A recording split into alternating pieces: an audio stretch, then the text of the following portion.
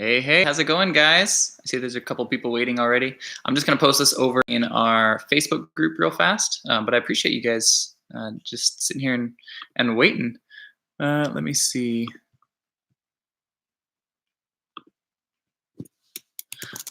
All right, so if you guys haven't yet, feel free to post any like questions or issues or things like that you're having. I'm going to go through a few like Q4 tips and things like that. And then at the end, I will go through as many of the questions as I can. All right.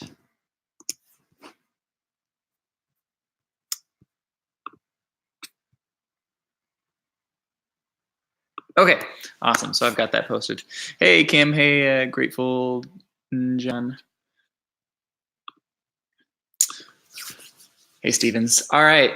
So I wanted to go through a few tips for Q4 because we're just now like really getting into the thick of things. So a couple friendly reminders. This won't be too long, but just some things to keep in mind. So first, it's make sure that you guys are sending your stuff out really fast.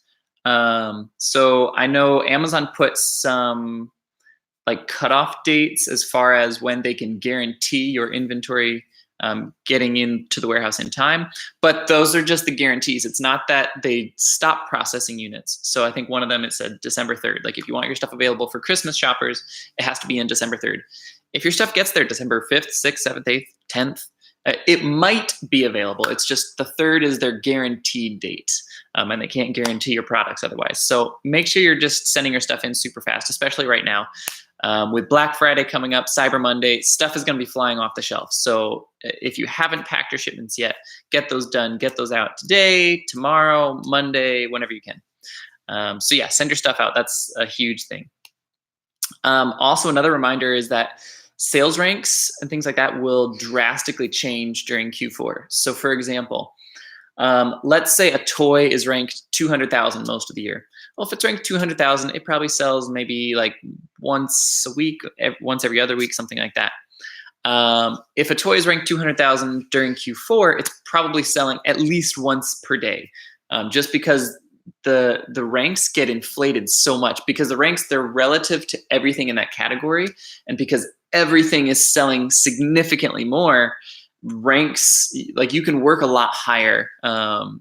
If the only thing you're judging your purchase on is the rank, just know you can sort of increase your criteria that way. Now, again, I always recommend people look at Keepa, but not everyone has it. So if you're just going by ranks, you can sort of increase your range there. A reminder that fees increase. I was just talking to a friend today or yesterday. They came over and they were like, "Oh man, we got charged like $500." And I felt bad. I forgot this was their first Q4. I forgot to remind them that the storage fees for your item, they tripled during Q4. So usually it's like 60 something cents per square foot, which is pretty negligible. I mean, if you're selling bras, for example, that's like 10, 20 bras that can fit into that space. So it's pretty negligible, but it triples during Q4. So if your normal storage fees are like $100, $200, well, they're probably going to go up to like $300 to $600. Just to give you guys a heads up, that's very normal. Basically, just keep selling stuff. I don't recommend holding items that are slow sellers. Those probably aren't good to hold during Q4. So if you have like a lot of books or something like that that are ranked like 10 million, and you're just like, well, maybe this will sell in like 6-7 months and I'll make $50. It's probably best to actually pull that back to yourself and then send that in at the start of like Q1 and let it sit for that length of time, just because the fees are so much higher. The next thing is to make sure you guys are checking online sales, not just in store. So yeah, Black Friday is coming up. It's going to be huge. We're going to be spending a ton of money. But just last night, I was online and I spent like $2,000 or something at just a local pharmacy. So check those online sales. There's ways to automate it. There's ways to do it manually. And even if you are automating it, I know there's some other big sellers out there that have expensive tools that do that. I still recommend doing some things manually, because the $2,000 that I spent yesterday, I ran through all of my automated programs. I ran through the tactical arbitrage, all that stuff, and it didn't actually pull up anything that was on the page I was looking at. That's actually why I went so deep on it, because I know I'm going to have very little competition because no one is finding it, because the automated tools can't check it. So yeah, check stuff manually.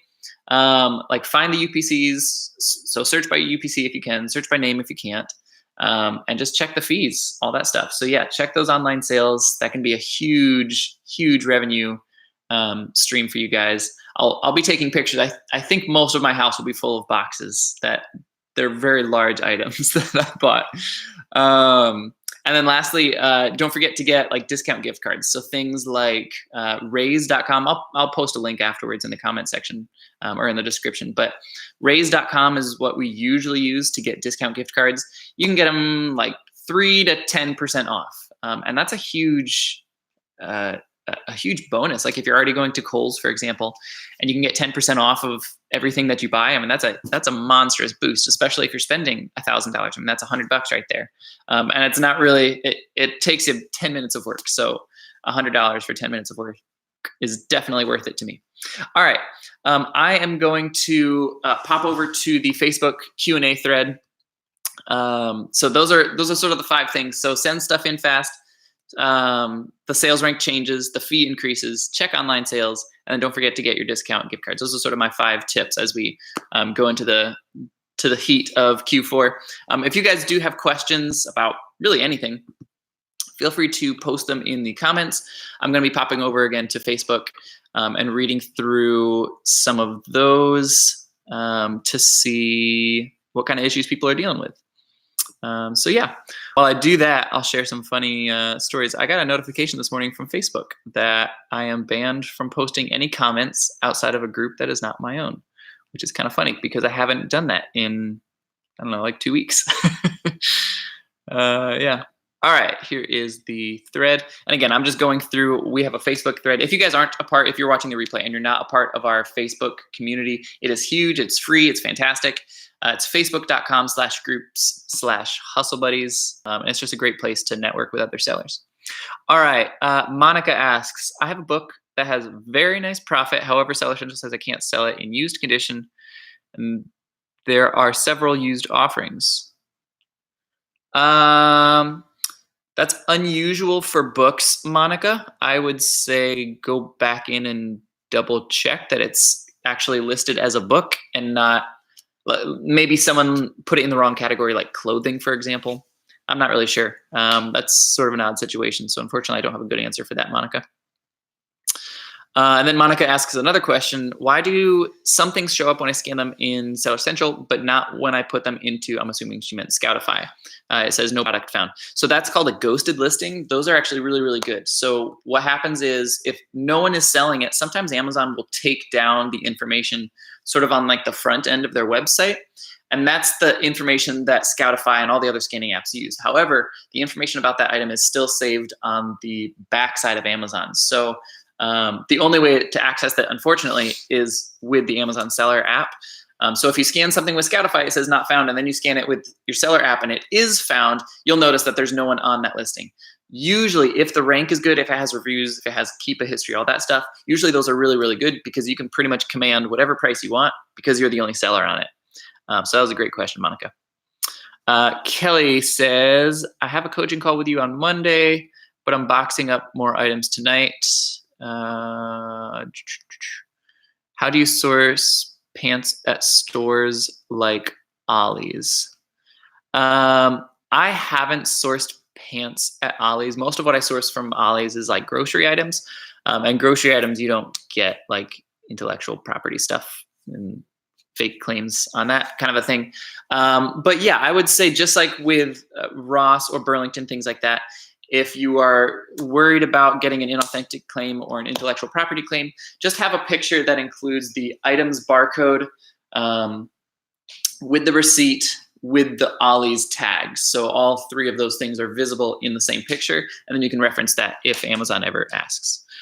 So yeah, hopefully that helps, Kelly. And for anyone else who's interested, we are probably going to open up another day for coaching calls because I usually just do them on Mondays, and my Mondays are like completely booked for the next month or so. So we'll probably be opening up another day. If you guys are interested in that, head over to our website, hustlebuddies.com/coaching, I think is all that is. Amy, what are must-have paid tools for newbie, inventory lab keeper, etc.? I would say there's nothing that is must-have. Literally everything can be done the free/hard way. We did a video a couple months ago about the tools we use. We are going to revamp that. We've actually had a ton of issues with our Amazon affiliate links and all that stuff. So currently we don't have any links up. I'll say if you are brand new, you don't have to buy all the tools to get started. Just download the seller app, get your seller account set up, and start scanning stuff. That's the number one thing that you should be focused on when you're first starting. Ben asks, thoughts on Nike not participating with Amazon to sell anymore? Yeah, that was really big news. Nike announced that they will no longer be selling to Amazon to have their products on Amazon. Now, it did not mean that Nike cannot be sold on Amazon. So Ben, my take on that is it's fantastic because I will no longer be competing with Nike selling directly to Amazon. I'm just competing with other third-party sellers. So I expect that the prices will rise on Amazon. I also expect there to be less gating because Nike, if they're not affiliated with Amazon at all, they're probably breaking a lot of those ties. So I wouldn't be surprised if Nike started becoming an ungated brand. Now, it's sort of a double-edged sword because I think prices will rise, but if Nike becomes ungated for everybody, prices will definitely plummet. Steve, did you find out about feedback software? Not yet. It's still, we're still using Feedback Genius. We've got links like in the group and stuff like that, but we're still using Feedback Genius. I haven't heard anything definitive one way or the other. I'm sort of waiting for the cards to fall. Monica with another one on Facebook. We know that fees are high in Q4. After Q4, will they automatically go down? Yes, your fees will automatically drop. You don't have to do anything. A couple people asked about the BOLO groups. Those are unfortunately completely full. So if you were not added to one, it's either because you were a brand new seller when I asked, or at this point they're all full. Steven, how can you actually start selling on Amazon with $100? That's a great question. We did a whole intro video about that. Our whole main, like when you first join the group, we post that. It's how we started Amazon with $100. Basically, you don't need to buy any tools. Start with a free Amazon seller account, scan all the stuff around your house, go to Goodwill and find some books, spend $100 and buy 100 or 200 books, and then send all of those in. Okay. When stuff starts selling, then you can upgrade to a professional account. Then you can start getting tools, things like that. But you absolutely can start. You can actually start with $0 with an individual account and just have people like you can offer free book haulaways or things like that. So yeah, that's basically how you start. And then you just have to roll 100% of your profits back in. So for us, I started with 100 and we did 1,000 within, I think, I want to say like 5 or 6 weeks because we got that 100, turned it into about 300, turned that 300 into 600, and then 600 into 1,200. So it just snowballed real fast. The payouts were slightly different when I was starting. So the way the payout systems have changed. But it's not drastic. You can still start with $100 or less. Now it's hard. It'll definitely take time. You either need to have money or time in this business. So if you don't have very much money, you have to let your money compound a lot longer. Let's see. Evardo, how do I determine shipping costs to Amazon? Just estimate 50 cents per pound. And then when you're actually creating your shipment, Amazon will calculate all of that for you. So what we tell people is estimate about 50 cents per pound. Might be a little less, it might be a little more. It sort of depends on how much stuff you have in a box. If you have a 50-pound box, for example, you're probably only going to pay like $15 for a 50-pound box. If you have a 1-pound box, you'll probably pay $8. The scale is it's a sliding scale. It's not direct like, oh, it's only 1 pound. Why am I paying $8? No, you're paying $8 for the box. You're not actually paying for the weight at that point. All right. April asks, toys. What's the difference between the toys category and subcategory? I don't understand. I remember reading this one last night and not really understanding. As far as I know, toys is the category.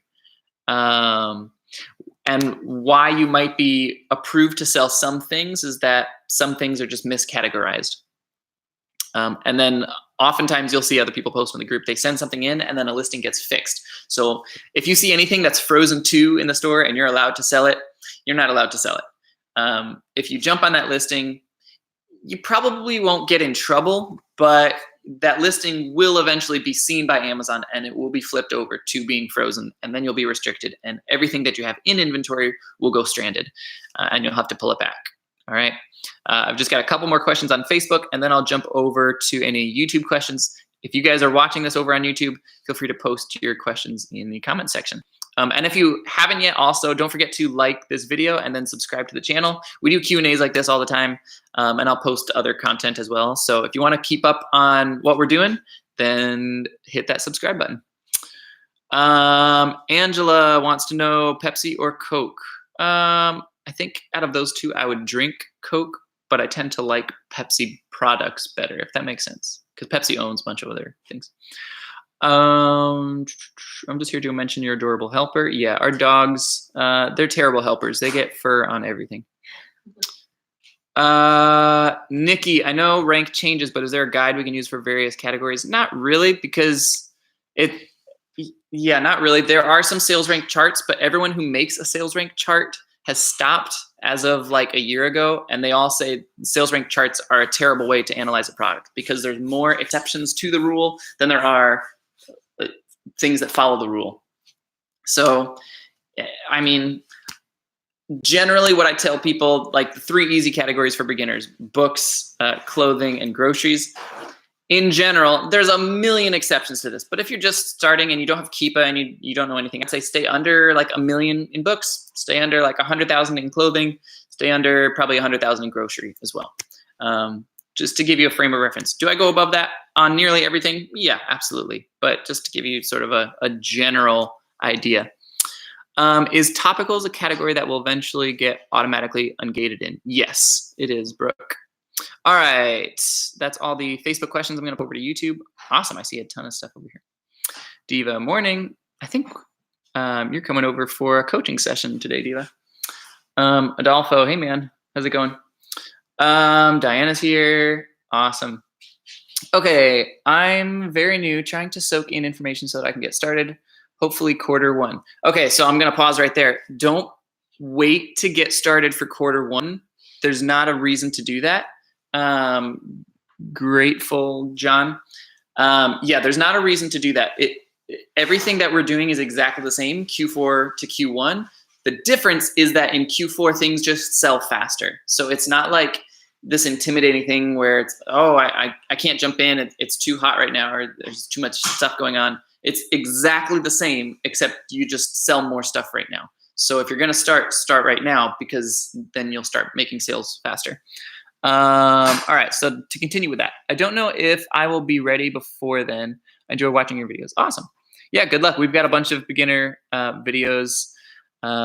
We try to post everything in the group. If people are lost, we do have like a beginner's jumpstart webinar thing that we put together. It's all free information that you can find, but for the people that are so lost, they don't know where to go, we did compile that. It's like 15 or 20 bucks, something like that. It's on the website, hustlebuddies.com/webinars. You can see it in there. Kakashi, I'm focusing a lot on toys for Q4, but looking in Inventory Lab, I see it's bringing back my lowest ROI. Excellent detective work. I'm doing mostly RA and not making good profit. What categories should I look? So it depends on you. There's not like a good category or a bad category. Something that Kakashi's doing that's fantastic. This is a great tip that I'll kind of go into briefly. With Inventory Lab, you can click on reports. If you're in Inventory Lab on your computer, go to reports and then category profitability. And it'll show you a breakdown of all the different categories that you're selling in. Or if you're notating where you buy stuff from, you can organize things by supplier profitability. So like we'll have Walmart and Target and Kohl's and whatever else. And we can see what is getting us good ROI, what's getting us bad ROI, what's getting us negative ROI. And then it's important to look at that about every month or so and sort of reevaluate where you're going and what you're buying. If toys, you're not making money with toys, then start going to other places and start looking in other sections. There's not like a good or a bad thing. There's plenty of people who make lots of money with toys and there's plenty of people who don't. So it's completely changes based on your experience. Yeah, but that's awesome that you're looking at that, Kakashi. Zacharias, hi, I've been buying from TK Maxx. I'm going to assume you are over in the UK because I think TK Maxx is what they call it over there. We call it TJ Maxx, or I guess the brand, it's TJ Maxx here and TK Maxx there. They include a paper receipt, but it doesn't have specific item name. Is that an issue? Sort of, Zacharias. So what you'll have to do, I referenced this earlier, but you'll ideally, to really like cover all your bases, the best practice for items like that is take a picture where it has the UPC of the item with the TK Maxx tag and your receipt, like all three things, bing, bang, boom. There have been people in our Hustle Buddies Facebook group that have shown example pictures of what their pictures look like. Basically, I would take like an old phone that you're not using anymore and just use that as your camera, and just grab pictures of everything. You probably won't run into any issues, but if you do, that's how you'll sort of cover yourself. Dana, I found an item online, looked up the ASIN for it since didn't know the UPC, went to the store to scan the actual UPC, and it came up under a different ASIN. Does this mean there are multiple listings? Diana, probably. That's common. I wouldn't stress out about the fact that there are multiple listings unless a listing is like fraudulent, like unless it's obviously created to get around some sort of gating. We see that with Frozen 2, we use as an example, Disney, Nike, sometimes topicals will be under like the home category so that people who are gated in topicals can sell it. So those are the only ones that I would avoid, but I wouldn't stress out too much if the UPC doesn't match the ASIN that you found. That's actually pretty common. Especially, I mean, like with 2-packs and 3-packs, things like that, those nearly never have a UPC that matches because it's 2-pack. It doesn't come with a UPC like that. All right, Kakashi, I really want to move towards an OA strategy, and I'm trying to build the process now. Should I be working on increasing my profit or making sure my processes are in order so that I can scale accordingly? Unfortunately, that's not a question I can answer. These are great. It's great questions, but it's all things like you sort of need to be asking yourself. If you are making great profits, then and your bottleneck is processes, then you need to work on processes. If right now your processes are already in place and your workflow is going smoothly, then just keep increasing profits. You sort of, every business will come into different bottlenecks at different times. So like a early on bottleneck is I don't have enough money to buy all the product that I'm finding. And then once you get past that, it's, well, now I can't find enough product to spend all of my money. And then after that bottleneck, you'll probably hit, well, now I can't process all of the units that I'm finding and buying. So now I need to figure out my processes and get that better so that I can sort of open up. So every business will have some sort of bottleneck as far as why it's not continuing to grow. Every business is like that. So you sort of have to analyze your business and where you're at and then figure out what's the stopping point and if you want to get through that stopping point. Grateful. Okay, thanks for the tips. I'll try to get that now. Do I have to work? It's from UK. Awesome. Okay. All right, guys. Well, that is going to be it for now. We appreciate you guys checking out our live video. Again, don't forget to like this video, subscribe to the channel. If you want to get notified when we go live, you can click that little bell icon on YouTube, and it'll push a notification to you. If you're not a part of the Hustle Buddies group over on Facebook, make sure to check that out, facebook.com/group/Hustle Buddies. And then lastly, my shameless little plug, we have, let's see, Saturday, Sunday, we've got 2 days left for the early bird special for our Kohl's arbitrage webinar thing that's going on. So if you have a Kohl's that's in your area, I don't know if you have Kohl's over in the UK, but if you have a Kohl's in your area, guys, and you want to know how to take advantage of Kohl's, it's one of the best places that we recommend beginners to start. We break down everything as far as Kohl's goes, and we'll break down a bunch of stuff for Black Friday as well. So if you're interested in that, you can either find that on the website, hustlebuddies.com/webinars, or it's over on the Facebook group. It's like the top pinned announcement post. It has a ton of information about it. So head over to Facebook and check out that top announcement post. All right, guys, we'll see you later. Have a good one.